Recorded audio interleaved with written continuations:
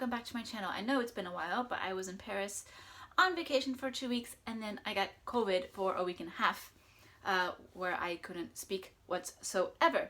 But I am back and I wanted to share with you my book haul from France. So all the books I bought while I was in Paris, which are all in French, but a lot of these do have translations, so I will tell you which ones do when I get to them. This will probably be the last book haul in a while. I have more than enough books now on my bookshelves. I have no plans on doing any winter, Christmas book shopping, and I just don't want to buy anything else. So yeah, this will probably be my last book haul for a very, very long time. So that's exciting because we're gonna, you know, spend a lot of time next year reading off of my shelves, all the books that I already have. And I'll definitely be getting into that a lot more when it comes to beginning of the year videos in terms of like resolutions, intents, where I want to go with my reading, etc, etc. But for now, let's do the book haul. First, I wanted to get through all the major French classics that I bought, starting with all the Jules Verne that I purchased. I love Jules Verne, and I love this edition of Jules Verne, which are these old editions where they're from the 1960s, so they're kind of shiny because they're in the plastic, but they all have like a realistic photo with a traditional Jules Verne illustration pasted over it, and then on the back there's nothing at all. So I always pick up, whenever I want to read a Verne, I just pick these up and I have no idea what they're about. I just throw myself into the adventure. So I absolutely love these editions, and so I bought a few more to add to my collection. So I bought Le Phare du bout du monde, which is the lighthouse at the end of the world, or at the end of the earth. I also bought De la Terre à la Lune, which is from the earth to the sun, which I hear is actually not very popular, so I'm really curious to get to this one and see what I think about it. Because from the title, it seems like this is super, super famous, but I have heard really bad reviews about this one, so it'll be really interesting to get to it. Then I have volumes 1 and 2 of Les Enfants du Capitaine Grant. So this seems like it'll be a really fun Jules Verne that takes us back to the Americas, to the United States. So these are the children, so Captain Grant's children, or the children of Captain Grant. Not Captain, Captain Grant. So this is a double volume, one of his longer ones, so very exciting about that, because I haven't read one of his longer works since I read 20,000 Leagues in the Sea, so it'll be nice to sort of revisit. Then I also got Les 500 millions de la Begum, which I actually don't really know what that's supposed to be, the 500 millions of the Begum. I don't really know what that is. So we'll see. Very curious what this is about. And then I got a very, very famous one, Cinq, semaines en ballon, so five weeks on a balloon, which I actually don't know. I don't know if I've actually read this before, because I know I read 180 Days Around the Earth in English. I read that in English once when I was in an elementary school for school, like for a school project. So I remember I read that, but I don't know if I've read this. Or are they actually the same book and that's just the English translation? I have no idea. But yeah, five weeks in a hot air balloon. So I think this one will be fantastic. Anyway, so those are all the Jules Verne that I bought. Then in another edition, similar edition, I got the final book that I was missing from Zola's Le Rougon-Macquart series, which is like 20 books long or so, I think. But the last one I was missing is La Joie de Vivre, The Joy of Living.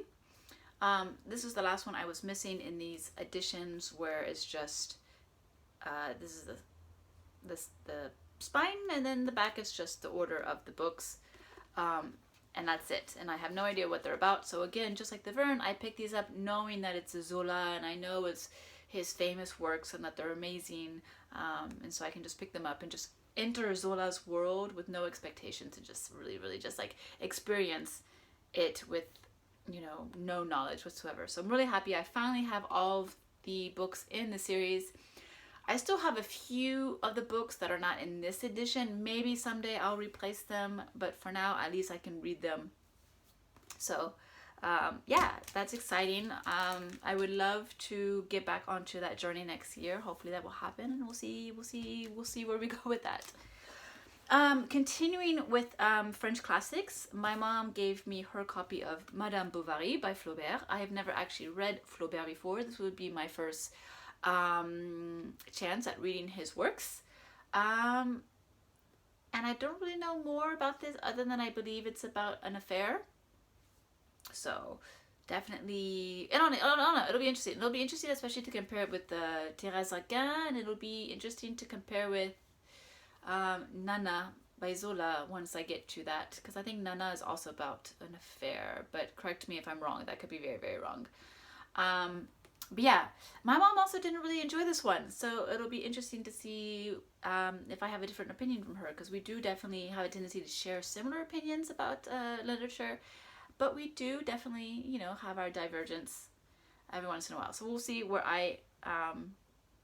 how I feel about this one, but I'm definitely excited to add another great French master to my read books, because I definitely love the French classics, and I need to read more.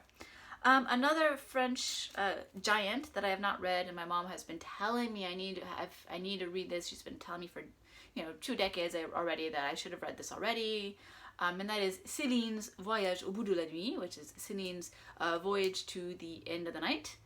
Super, super famous. I actually don't know what it's about, so I can't tell you what it's about, but I just know this is a book that I've been needing to read for a very long time, apparently. And I bought an older edition, even though it's a little browned up compared to new versions of Folio Classique. I really liked this cover and decided just to splurge on it a little bit. So that's where we are with the French fiction classics. I also picked up 2 plays because I read, it's already been 2 years now, but I read 2 years ago Cyrano de Bergerac. Cyrano de Bergerac is a great, great French play about a man with a big nose who falls in love with his cousin, but his cousin is in love with another man, and the man is not very good with his words, and that man asks Cyrano to help, woo this cousin of his. So he uses his own words of love and poetry to woo this woman, but he does it for another man, and it's an absolutely wonderful play with this wonderful turn of words and wit and puns and humor, and absolutely love that. So I wanted to sort of venture into more plays. Now, Cyrano de Bergerac is a play that I'd already seen the movie many times before I ever read it, so I already knew I liked it. These I'm going into absolutely blind. But I was really tempted by Molière's Don Juan. I have to say Don Juan. I know in French it's Don Juan, but I had to say Don Juan. I can't not say it that way. But I don't know, the Don Juan, the macho womanizer. I mean, that's what a Don Juan is, right? So I'm assuming that this is what it's about. But I wanted to read Molière. I wanted to try reading a play, and again, tackle another French classic. So I was definitely tempted by this one. And then another one that I knew nothing about, but apparently, of course, it's very famous. If you're born in France, French, you should know it. But it's Lucie. Well, actually, I don't even know if it's Lucide or Lucie. I don't know which one it is. I might be Lucide, but by Pierre Corneille. This one is in a medieval Spain, heroic and effervescent. 2 young men love each other. Oh, is it 2 young men who love each other? Yeah, it's a poem of love. Interesting. Okay. I didn't remember reading that, but I don't know, it sparked my interest when I picked it up at the bookstore, and really loved it. But I have a gripe to say. So I wanted this in the original, not in the original, but I wanted this in the Folio Classique version, because the Folio Classique version in the blurb had said about Lucie that you have to read it in its original version. and that was the folio classique version. But it had this ugly, ugly like medallion right here with the price on it, and you can't remove it. It's just like gorgeous folio classique cover. I love these covers, but then it just had like this obnoxious like €2 medallion that you can't take off. I was like, I'm not buying that. So I bought it in this version instead. But I don't know, it still works, but I was kind of sad I wanted it in this version. That way I could have my plays all be the same, because my Cyrano de Bergerac is a folio classique. But folio classique has decided to create those awful covers with those horrible price medallions, which I will never understand why, why publishers do that. In any case, that's the end of the French classics that I bought. Then I went kind of typical. I didn't want to. I wanted to expand my horizons, but it just didn't happen. So I went with standard Japanese and Chinese literature into translation. The first one I got was Mai Mai by Aki Shimazaki. I mentioned in a previous video, I don't know which one, that I was, so this is part of a series, and this is the other one, so it's a 5-book series, and I had accidentally bought this one twice. So I sold my other copy in France, and I finally replaced it with the copy that I was supposed to buy. So I bought Mai, so now I can finish this series, which I'm really excited about. That's the L'ombre du chardon series by, once again, Aki Shimazaki, who is a Japanese author, but she lives in Canada and she actually writes these in French. So these are not translated into English, nor are they translated into Japanese. They only exist in French, but I really love these. And so really happy to finally get my hand on this copy instead of, once again, accidentally buying the same book twice. Then I went with the last Akira Yoshimura book that I know that is translated in French that I do not own. It's Le Grand Tremblement de Terre du Kantô, so the Great Earthquake in the Kantô region, translated by Sophie Reffle. This is a book I've been wanting for a while, but I always hated this cover. I don't know what this little girl in a lily pond has anything to do with an earthquake, so I never bought it, but they just will not change the cover, so I finally just ended up getting it. But the cover doesn't mean anything, but Akira Yoshimura is one of my favorite Japanese authors. He's just absolutely, what he can do with his words and descriptions is just absolutely heartbreaking. So I'm really, really interested to see his interpretation on this very real event that happened in Japan. So I'm very excited about this one. Then I also purchased La Pêche au Tôhoku, dans le Tôhoku, by Numata Shinsuke. This is this won the Akutagawa Prize in Japan. Its Japanese title is Eri. It's translated by Patrick Honoré. And I love the Akutagawa Prize. I've accepted the fact that I can't read all of them in Japanese because I just am not reading that fast yet. And it is nice to see how people translate Japanese books into English and French. It's nice to get a good feel of just the translation world. So I decided to pick this one up. It's nice and short. It's only like 100 pages, so this will be perfect to put in my bag for a nice train ride. So very excited about this one. And as far as I know, it's not been translated into English, but the French title is just fishing in Tôhoku, which is a region in Japan to the north. So yeah, it's just a story of fishing and friendship. Then I got two Chinese books. I got Légion de Pékin, so the Pekingese, by Lao She, or I think the actual pronunciation is Lao She, but very famous Chinese author that I own one of his other books. I own his book, I don't remember what it's called, but it's about some Chinese who live in England, London to be specific, and basically the whole Japanese-English interaction at that time period. I have not read that one, but this one is more famous than that one, and so I decided that I would like to start with this one first. Don't actually know what it's about. I have not read the back. I just picked it up because I know it's very, very famous. So we will explore that together when we get to that moment of time. And then I bought this book, À la cime des montagnes, at the top of the mountains by, I don't know the correct pronunciation, by Zijian.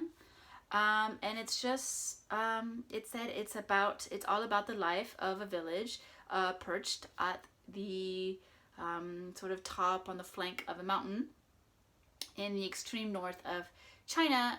And so it just sounded right up my alley. I love reading about small towns in different regions around the earth and just getting a feel for country village life and all of the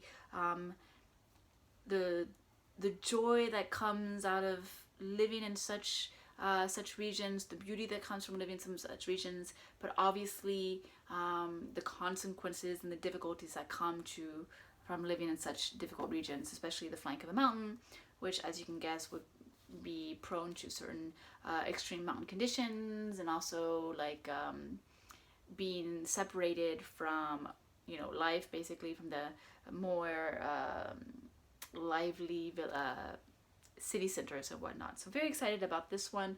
I think it's going to be a very, very beautiful read. Then I did get one nonfiction I discovered by chance, and it was just a really, really good find.